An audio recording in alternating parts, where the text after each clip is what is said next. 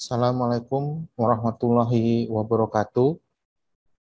Pada kesempatan kali ini, saya akan menyampaikan materi salah satu sub bidang dari buku teks atau mata kuliah hukum acara pidana, yaitu mengenai penyelidikan dan penyidikan.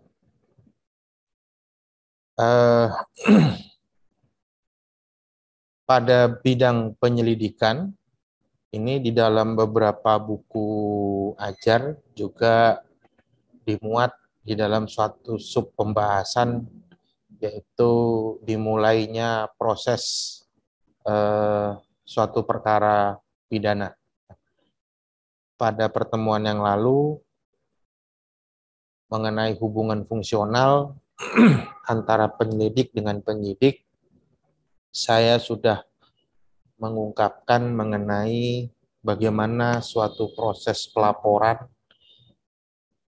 dalam kantor kepolisian, ya, yang merupakan titik awal dari berjalannya proses penyelidikan. Ya, jadi saya tidak akan ungkapkan itu. Anda tinggal lihat lagi videonya. Nanti saya muat juga di dalam deskripsi dari video ini supaya Anda bisa langsung mengarah kepada video yang dimaksud. Nah, oke. Nah, hukum itu selalu ya diawali dengan pendekatan konseptual.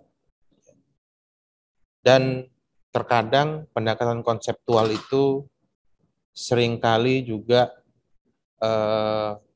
bersinggungan dengan pendekatan undang-undang. Ya. Karena di dalam suatu undang-undang, dalam sistem hukum di Indonesia, pasal 1 itu selalu memuat ketentuan umum. Nah, ketentuan umum tersebut berisikan mengenai konsep-konsep, ya, definisi-definisi yang akan digunakan atau di breakdown ke dalam batang tubuh, ya. Sehingga nanti kita perlu memahami konsep yang muncul di dalam pasal 1 berkaitan dengan penyelidikan. Tapi sebelum kita masuk ke penyelidikan, kita mulai dulu dengan konsep penyelidik. Nah, di dalam pasal 1 angka 4 disebutkan bahwa penyelidik adalah pejabat polisi negara Republik Indonesia. Jadi penyelidik itu adalah pejabat, ya, pejabat di Polri yang diberi wewenang oleh undang-undang ini. Yang dimaksud dengan undang-undang ini adalah Undang-Undang Nomor 8 Tahun 1981 tentang Hukum Acara Pidana, atau yang kita kenal dengan istilah Kitab Undang-Undang Hukum Acara Pidana atau KUHAP. Ya. Jadi wewenang penyelidikan itu tidak diberikan oleh Undang-Undang Polri, ya, tapi diberikan oleh undang-undang ini. Sehingga nanti mengacu kepada asas diferensi fungsional, Undang-Undang Polri baru mengakomodir jabatan, ya, tentang penyelidik. Nah, sehingga penyelidik menurut KUHAP itu mempunyai fungsi, ya, untuk melakukan penyelidikan. Ya, jadi penyelidikan itu adalah fungsinya, ya, sedangkan penyelidik itu adalah jabatan yang melaksanakan fungsi. Ya. Jadi nanti kalau Anda lihat polisi, ya belum tentu dia seorang penyelidik. Tapi penyelidik itu sudah pasti dari anggota kepolisian. Nah, kemudian di pasal 1 angka 5 KUHAP disebutkan bahwa penyelidikan adalah serangkaian tindakan penyelidik serangkaian tindakan penyelidik ini memiliki makna, ya. Serangkaian itu artinya suatu perbuatan, ya, atau perbuatan-perbuatan yang memiliki sistematis, hierarkis, ya, bersifat sistematis dan hierarkis. Artinya tidak mungkin melakukan perbuatan kedua sebelum melakukan perbuatan pertama, ya. Jadi bertahap. Nah, serangkaian tindakan penyelidik itu ditujukan, ya, untuk mencari dan menemukan suatu peristiwa yang diduga sebagai tindak pidana, ya. Jadi seorang penyelidik itu tugasnya mencari dan menemukan peristiwa, ya, peristiwa hukum. Nah, peristiwa hukum itu belum tentu dia sebagai suatu tindak pidana. Bisa jadi peristiwa hukum itu merupakan tindakan keperdataan. Nah, yang dicari oleh penyelidik adalah peristiwa hukum yang diduga sebagai tindak pidana. Diduga itu artinya si penyelidik itu berasumsi bahwa peristiwa hukum tersebut merupakan tindak pidana. Nah, dari peristiwa hukum yang diduga sebagai tindak pidana tersebut, ya, itu memiliki tujuan, ya. Jadi mencari dan menemukan peristiwa pidana itu tujuannya adalah guna menentukan dapat atau tidaknya dilakukan penyidikan, ya. Jadi suatu peristiwa hukum itu dapat masuk ke ranah penyidikan, ya, dia harus melalui dulu tahapan penyelidikan. Nah, di dalam tahapan penyelidikan ini, penyelidik harus memiliki suatu keyakinan bahwa peristiwa hukum yang diperiksa itu merupakan suatu peristiwa tindak pidana. Nah, cuma nanti, ya, dalam tataran teknis, ya, KUHAP tidak mengatur tataran teknisnya. Nanti Anda bisa buka peraturan Kapolri nomor 6 tahun 2019, itu bagaimana proses dari penyelidikan, ya, yang tugasnya adalah menemukan suatu peristiwa pidana, kemudian naik, ya, menjadi penyidikan. Nah, di dalam perkap tersebut diatur ada satu fase yang namanya gelar perkara. Ya, di video yang lalu sebenarnya juga sudah saya ungkapkan, untuk naik ke dalam ranah penyidikan itu ada satu fase harus diuji dulu dalam suatu forum mengenai suatu forum yang dikenal dengan forum gelar perkara. Nah, disitulah ditentukan apakah peristiwa hukum tersebut memang benar suatu tindak pidana. Ya, jadi asumsi dari penyelidik itu nanti diuji di dalam forum gelar perkara. Nah, kalau dalam proses gelar perkara itu memutuskan bahwa benar peristiwa hukum tersebut merupakan suatu tindak pidana, peristiwa yang diduga sebagai suatu tindak pidana, maka proses penyelidikan itu akan beralih kepada ranah proses penyidikan. Ya. Nah, adapun penyelidik, ya, di dalam buku ini sudah saya bagikan, ya, melalui Google Drive, ya. Di awal kuliah saya sudah sampaikan Google Drive. Nanti dalam deskripsi juga akan saya saya muat lagi Google Drive-nya supaya Anda juga tidak lupa, karena kan di dalam WA group itu terlalu jauh sudah, ya, udah di atas, mungkin Anda susah mencarinya, tapi saya masukkan lagi dalam Google Drive, ya. Penyelidik berdasarkan pasal 5 KUHAP itu memiliki kewenangan, ya, memiliki kewenangan. Kewenangannya terdiri dari dua model, ya. Kewenangan karena kewajibannya, ya. Jadi ingat, ya, ketika saya bahas mengenai wewenang, nah ini wewenang karena kewajibannya. Dalam pasal 5 diatur wewenang karena kewajibannya, ya, menerima laporan atau pengaduan, mencari keterangan dan barang bukti, menyuruh berhenti seseorang yang dicurigai dan menanyakan serta memeriksa tanda pengenal diri. Yang terakhir, mengadakan tindakan lain menurut hukum yang bertanggung jawab. Ya, Anda bisa lihat nanti khusus untuk nomor 4 itu ada penjelasannya di KUHAP. Apa yang dimaksud dengan tindakan lain menurut hukum? Ya, ada kriterianya. Di dalam ranah hukum administrasi, nomor 4 ini dikenal dengan istilah diskresi, ya, dalam ranah hukum administrasi. Tapi di dalam ranah hukum acara pidana menggunakan istilah lain, yaitu tindakan lain menurut hukum. Nah, nanti itu ada kriterianya, baik di dalam KUHP maupun di dalam Undang-Undang Nomor 2 Tahun 2002 tentang Polri, juga ada hal yang sama mengenai kriteria nomor 4. Nah, model wewenang yang kedua adalah karena perintah penyidik. Ya. Nah, apa saja karena perintah penyidik?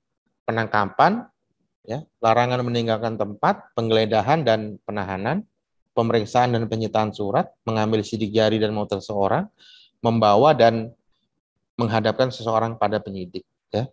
Jadi nomor perintah penyidik ini, seorang penyidik berwenang melakukan upaya paksa, ya. Jadi ini termasuk yang 4 ini termasuk upaya paksa, tapi dasarnya adalah perintah dari penyidik. Nah, kalau sudah perintah dari penyidik, artinya nanti seorang penyelidik yang melakukan tindakan 4 ini, itu harus menunjukkan surat perintahnya. Itu konsekuensi yang dimiliki dari kata karena perintah penyidik. Ya. Jadi kalau karena perintah itu tidak bisa hanya lisan, ya, tapi harus ada tertulisnya. Nah, kemudian kita masuk kepada konsep dari penyidik dan penyidikan. Hanya saja, sebagaimana tadi, kita mulai dari konsep penyidik terlebih dahulu. Nah, di pasal 1 angka 1, ya, di pasal 1 angka 1, konsep penyidik itu dijelaskan sebagai pejabat polisi negara Republik Indonesia atau, nah, dia tidak menggunakan kata dan tapi atau, ya, atau pejabat pegawai negeri sipil tertentu yang diberi wewenang khusus oleh undang-undang. Nah, Anda perhatikan di sini, ya, oleh undang-undang, pasal 1 angka 1 tidak mengatakan oleh undang-undang ini, ya. Kalau ini kan Anda lihat di sini, ya, diberi wewenang oleh undang-undang ini, ya. Ini artinya spesifik merujuk kepada KUHP, ya. Jadi hanya KUHP yang memiliki instrumen hukum yang bernama penyelidik, ya. Di luar KUHP tidak ada, ya. Artinya kalau kita bicara mengenai pejabat pegawai negeri sipil tertentu yang diberi wewenang khusus oleh undang-undang, artinya adalah undang-undang di luar dari KUHP, ya, undang-undang khusus di luar dari KUHP, dan undang-undang tersebut tidak mengatur penyelidik atau penyelidikan, ya. Nanti itu tema yang berbeda nanti, ya. Saya akan ungkap secara khusus mengenai PPNS, pejabat pegawai negeri sipil, yang biasa kita kenal dengan istilah PPNS. Nah, jadi di KUHP itu ada beberapa jabatan yang bisa dianggap sebagai penyidik, ya. Tadi kalau sesuai dengan konsep ini maka ada penyidik Polri dan penyidik pegawai negeri sipil, ya. Pegawai negeri sipil atau PPNS. Tapi di KUHP juga memunculkan konsep baru, yaitu penyidik pembantu, ya, yang diatur secara tersendiri dalam pasal 10. Nah, Anda juga harus tahu bedanya nih, ya, antara penyidik pembantu dengan penyidik. Kalau dari sisi strata, jelas penyidik itu memiliki strata yang lebih tinggi, ya. Jadi penyidik pembantu, baru terakhir adalah penyelidik, ya. Jadi baik penyidik pembantu maupun penyelidik itu sama-sama berada di bawah perintah dari penyidik. Nah, oke.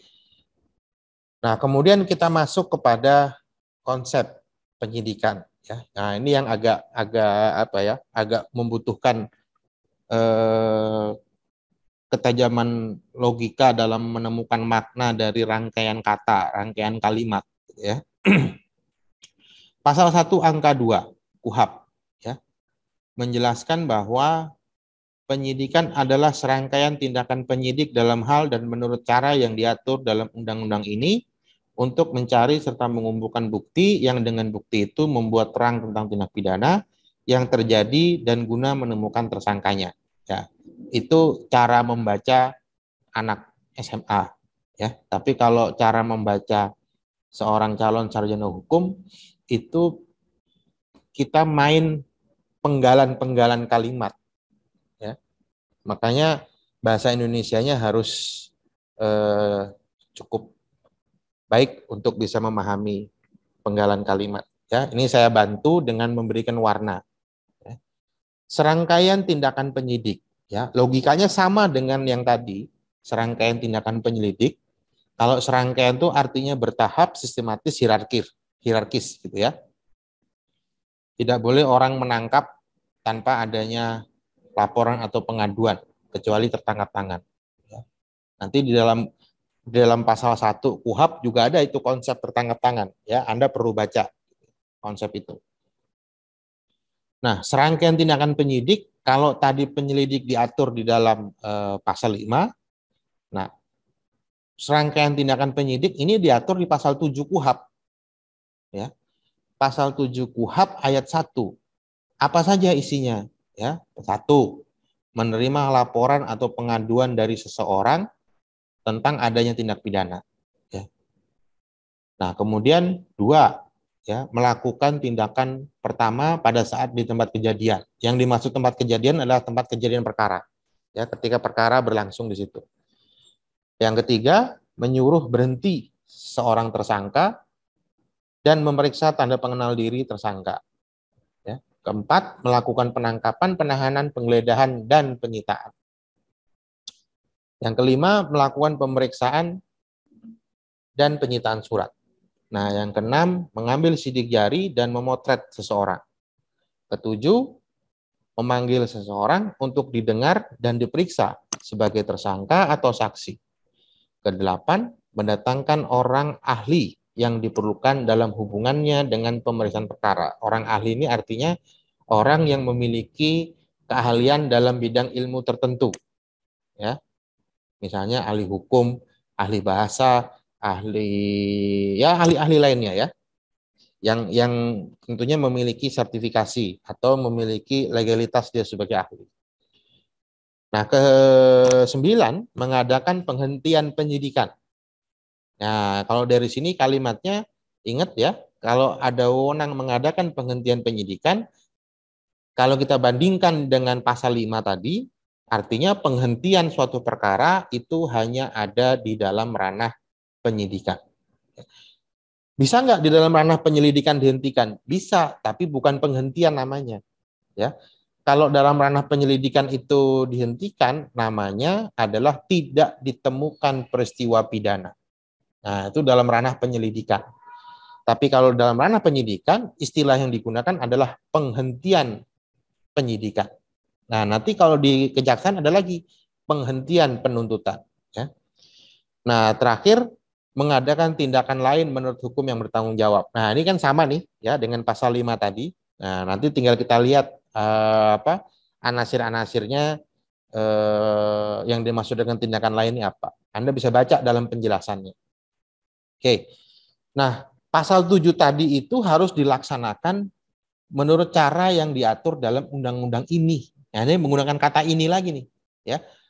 Artinya dalam setiap tindakan penyidikan itu harus berdasarkan kepada KUHP.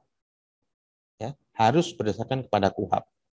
Kecuali ada hal-hal yang memang tidak diatur di KUHP, maka sesuai dengan asas diferensiasi fungsional merujuk kepada institusinya, gitu ya. Ini sering saya ulang-ulang nih ya, supaya Anda jangan pikirannya itu KUHP aja gitu ya, bahwa ternyata ada loh peraturan-peraturan pelaksana yang muncul dari institusi Polri, muncul dari institusi kejaksaan, muncul dari institusi kehakiman gitu ya, atau kekuasaan kehakiman atau Mahkamah Agung gitu ya.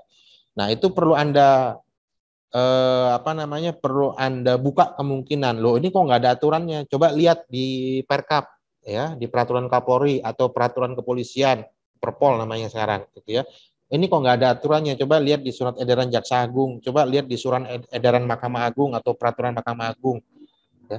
Jadi jangan, kalau kita bicara hukum acara, fokusnya jangan KUHP aja gitu ya. KUHP ini dia mengatakan munculnya asas diferensiasi fungsional itu sebenarnya menandakan bahwa pembentuk undang-undang menyadari bahwa tidak ada undang-undang yang sifatnya sempurna mengatur semua, ya, cuma diusahakan semaksimal mungkin mengatur semua. Oke, kemudian serangkaian tindakan penyidikan itu untuk apa? Ya, untuk apa dia gitu? Ya, untuk mencari serta mengumpulkan bukti. Nah, Pak, kenapa nggak disebut alat bukti? Nggak. Yang disebut adalah bukti. Kalau bukti itu berarti alat bukti dan barang bukti. Nah, nanti Anda ketemu dua istilah itu. Ada istilah alat bukti, ada istilah barang bukti. Alat bukti itu nanti di pasal 184, barang bukti di pasal 39 dan 40. Ya, berbeda tempat pengaturannya, tapi dua-duanya diakui sebagai bukti. Nah, bukti itu, ya, kenapa harus mengumpulkan bukti? Kalau tadi mencari serta mengumpulkan bukti itu merupakan kegiatan pembuktian. Ya. Jadi tidak benar kalau dikatakan apakah dalam tingkat penyidikan itu terjadi proses pembuktian. Ya. Oh, tidak terjadi. Kami hanya mengumpulkan gitu kan. Nah, mengumpulkan itu sebenarnya adalah rangkaian dari kegiatan pembuktian. Karena setelah nanti ditemukan alat buktinya, ditemukan barang buktinya, penyidik, ya, penyidik kalau kita lihat konsep ini ya, penyidik akan melakukan interpretasi supaya apa? Supaya terang tindak pidananya. Kan tadi di awal menemukan peristiwa yang diduga tindak pidana, ya. Jadi belum fix itu ya, belum valid sebagai satu tindak pidana. Hanya dugaan, ya. Tapi dalam ranah penyidikan itu sudah valid itu. Ya, sudah valid ketika bukti-bukti alat bukti sudah terkumpul, maka dia melakukan interpretasi. Penyidik Polri sering mengelak untuk mengatakan ini. Kami tidak melakukan interpretasi, kami hanya mengumpulkan berdasarkan undang-undang. Mengumpulkan itu adalah proses dari melakukan interpretasi. Karena nggak mungkin setelah dikumpulkan cuma dipelototin tok, itu nggak mungkin. Ya, udah dikumpulkan alat bukti terus diliatin aja gitu, nggak mungkin. Tapi kalau diliatin terus kemudian, berdasarkan alat bukti ini, keterangan saksi, keterangan ahli, gitu ya. Kemudian ada alat bukti surat. Oh, ini sudah tindak pidana ini. Nah, ketika mengatakan, oh ini sudah tindak pidana, itu kan interpretasi. Hasil dari interpretasi. Walaupun tidak dibuat di sini dikatakan penyidik melakukan interpretasi, nggak dibuat seperti itu, tapi ketika dia mengatakan ini sudah tindak pidana, maka itu adalah hasil dari suatu proses interpretasi. Nah, proses interpretasi itu membuat hasil, yaitu keyakinan bahwa peristiwa hukum tersebut adalah tindak pidana. Nah, kalau dia sudah yakin bahwa peristiwa hukum tersebut adalah tindak pidana, maka dia bertugas mencari siapa tersangkanya. Ya. Nah, terkadang dalam praktek dua hal ini berjalan berbarengan. Meyakini itu adalah pidana, sekaligus meyakini bahwa orang yang dilaporkan adalah tersangkanya. Ya. Jadi proses interpretasi terhadap bukti, alat bukti dan barang bukti itu memunculkan dua hal, yaitu keyakinan suatu peristiwa hukum sebagai tindak pidana dan keyakinan seseorang itu sebagai tersangka. Nah, sehingga ditutup di akhir kalimat guna menemukan tersangkanya. Ya, nanti dalam ranah teoritis banyak perdebatan nih. Ketika sudah ditemukan tersangka, apakah penyidikannya selesai atau tidak, gitu ya. Ada yang mengatakan kalau sudah jadi tersangka berarti selesai dong, gitu ya. Nggak perlu lagi ada proses. Tapi ada juga yang mengatakan sudah jadi tersangka masih bisa proses, gitu. Nah, saya memiliki posisi bahwa kata penutup dari pasal ini guna menemukan tersangka itu bukan akhir dari proses, ya. Itu hanya untuk menentukan tersangkanya saja. Tapi proses penyidikan mencari serta mengumpulkan bukti tadi masih tetap bisa berlangsung. Ya. Misalnya dalam konteks pengembangan tindak pidana itu bisa terjadi. Atau misalnya ketika terjadi suatu pengumpulan alat bukti lagi, ketemu bukti lain yang justru membantah bukti-bukti yang lain. Oh, ternyata ini bukan pidana gitu ya. Nah, kalau bukan pidana kan dalam pasal 7 tadi disebutkan wewenangnya, salah satunya yang ke-9, penghentian penyidikan, gitu ya. Nah, kalau kemudian kata akhir dari ketika tersangka sudah ditemukan berarti perkara selesai, nah, ternyata muncul bukti lain, ditemukan bukti lain. Nah, jadi nggak bisa dihentikan perkaranya. Nah, itu logika mengatakan bahwa selesainya penyidikan itu dengan ditemukannya tersangka itu tidak bisa dibenarkan ya secara 100% gitu ya. Tapi justru itu akan melanggar HAM itu kalau dikatakan tersangka penyidikan itu selesai ketika tersangka ditemukan, justru melanggar HAM gitu ya. Ingat ya, KUHP itu muncul karena ada penghormatan HAM. Sehingga penyidik masih boleh mencari alat bukti lain ya atau barang bukti lain dengan dua tujuan: mengembangkan perkara, ada nggak pihak-pihak lain yang terlibat, terjadi nggak perbuatan pidana lainnya ya. Karena dalam hukum pidana kita mengenal perbarengan ya, kita mengenal tindak pidana berlanjut ya, atau tadi menemukan bukti baru yang membantah bukti sebelumnya sehingga bisa dihentikan penyidikannya ya. Nah, ini kalau Anda berpikir kemudian, oh ini Pak Rocky ngomongnya ngelantur nih gitu ya. Nah, ini justru ungkapan yang saya sampaikan hari ini ya, justru akhirnya diverifikasi oleh putusan Mahkamah Konstitusi ya, nomor 021 PUU 12 Romawi 2014. Putus tanggal 28 April 2015. Nah, di mana verifikasinya gitu? Di mana justifikasi atau legitimasi uraian saya tadi gitu ya? Ada di dalam kalimat yang saya kuningin ini ya. Adapun frasa dan guna menemukan tersangkanya harus ditafsirkan bersyarat ya. Menurut Mahkamah, maksudnya Mahkamah Konstitusi ini, menurut Mahkamah sebenarnya sudah dipenuhi oleh pasal tersebut, yaitu penyidik dalam rangkaian tindakan penyidikan melakukan suatu proses pengumpulan bukti yang dengan bukti tersebut kemudian penyidik menemukan tersangka dalam satu tindak pidana ya, sehingga tidak serta-merta penyidik menemukan tersangka sebelum melakukan pengumpulan bukti ya. Nah, di sini terlihat suatu penegasan dari Mahkamah Konstitusi. Kalau pendapat tadi yang mengatakan bahwa dengan munculnya tersangka perkara selesai, nah dengan pendapat ini menjadi tidak valid tuh, gitu ya. Karena proses penyidikan itu masih tetap bisa berlangsung ya ketika penyidik masih menganggap perlu untuk mengumpulkan alat bukti ya, atau barang bukti. Penentuan seseorang sebagai tersangka itu hanya diberikan batasan oleh putusan MK 21 ini, hanya diberikan batasan Anda boleh menetapkan seorang sebagai tersangka, tapi harus melalui proses, yaitu serangkaian tindakan penyidikan tadi ya, untuk menemukan dan mencari alat bukti. Boleh boleh menetapkan seorang sebagai tersangka. Dan tidak ada dikatakan bahwa dengan menetapkan tersangka maka proses penyidikan berhenti, enggak ya. Karena itu hanya merupakan satu proses untuk menjadikan seorang tersangka. Nah, ketika menjadikan seorang tersangka itulah penyidik memiliki hak ya, memiliki wewenang. Jadi wewenang dapat berbentuk hak dan kewajiban gitu ya. Memiliki wewenang untuk melakukan upaya paksa. Ya. Nanti Anda baca ya. Apa itu pengertian penangkapan ya? Nanti sebenarnya pada sesi berikutnya akan saya ungkap juga mengenai pengertian. Nanti kaitannya dengan ini ya. Jadi setiap upaya paksa itu hanya bisa dilakukan ketika seseorang itu sudah menjadi tersangka. Ya.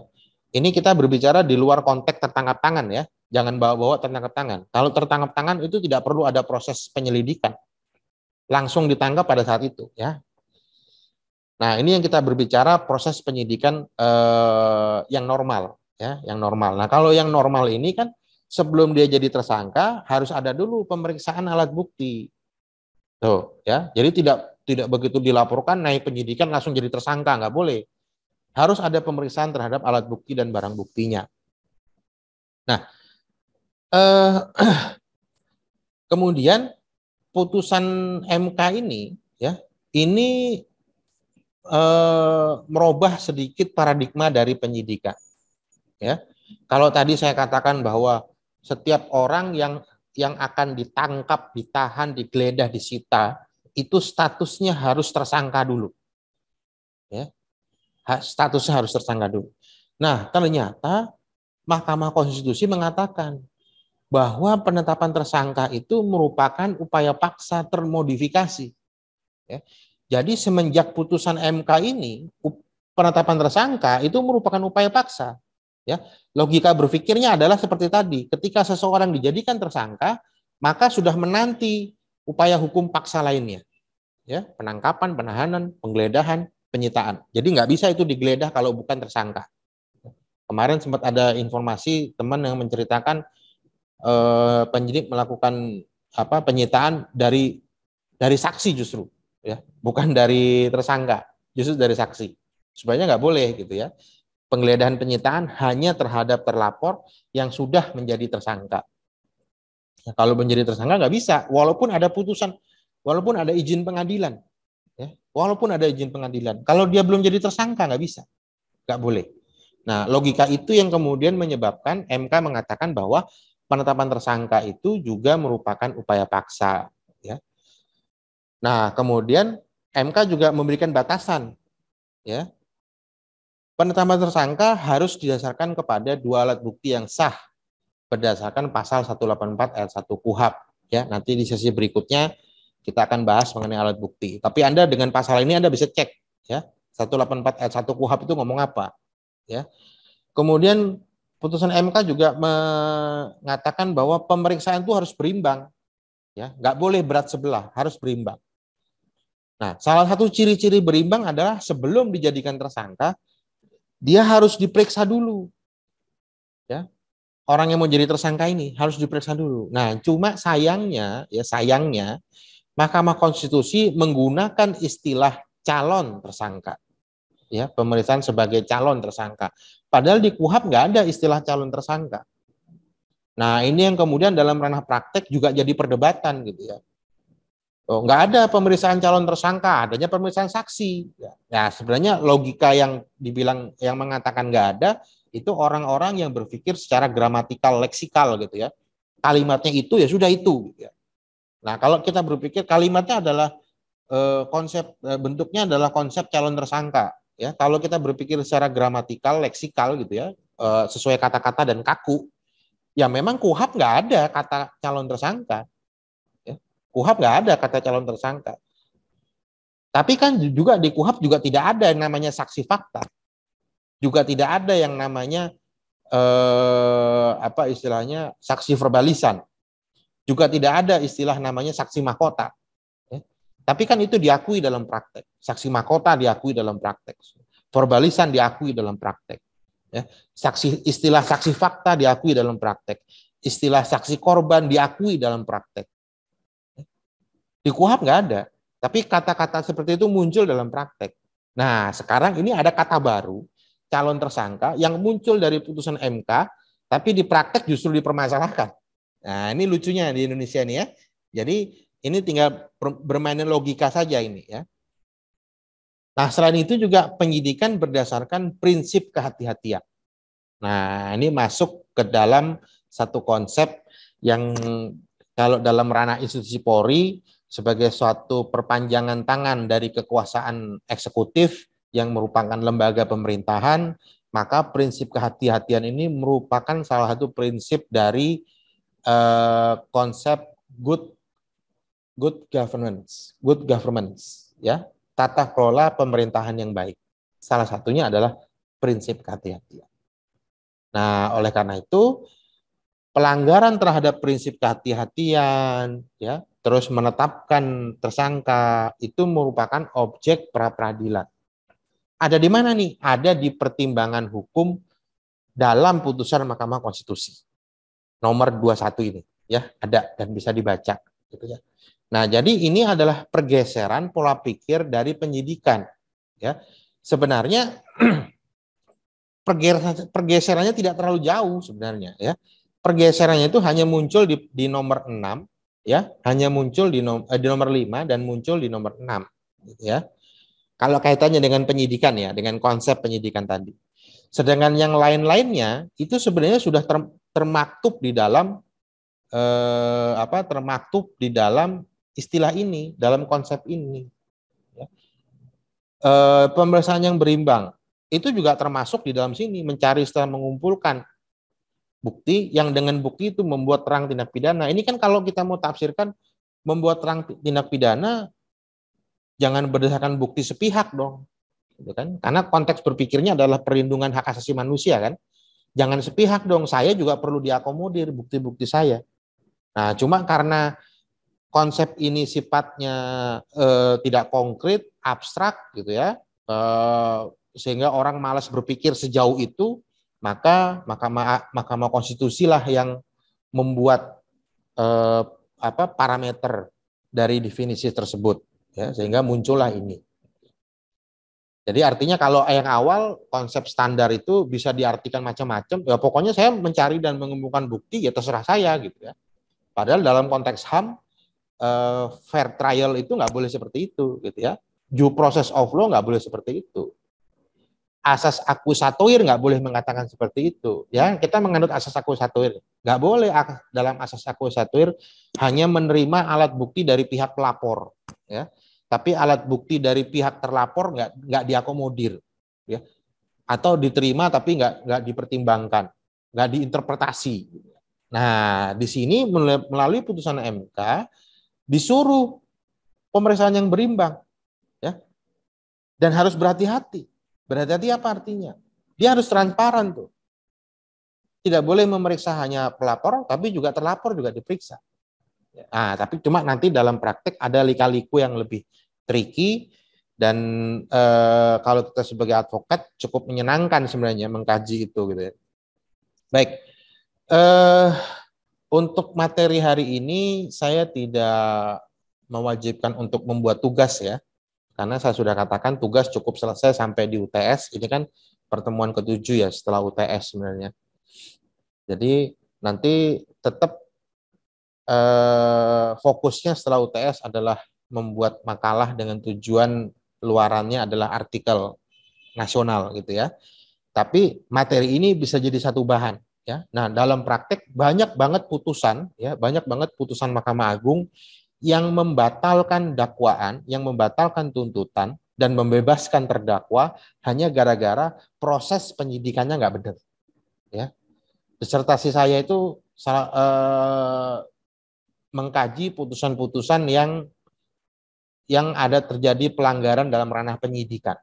Ya, disertasi saya. Jadi Anda bisa nanti dengan informasi ini Anda baca-baca apa sih yang melanggar ya, misalnya ya tadi ya mau jadiin tersangka tapi nggak diperiksa dulu gitu ya, jadi tersangka tapi alat buktinya cuma satu gitu ya, atau jadi tersangka tapi dia memberikan kesaksian dalam perkaranya orang lain atau dia sendiri jadi tersangka gitu. Nah itu banyak tuh ya, Anda bisa jadikan tugas makalah dan kemudian bisa menjadi artikel. Oke, nanti informasi mengenai referensi saya akan muat lagi dalam deskripsi supaya Anda tidak terlupakan bahan-bahan yang sudah sudah saya sampaikan ya, dan juga beberapa link video yang berkaitan dengan materi hari ini. Oke, terima kasih. Assalamualaikum warahmatullahi wabarakatuh.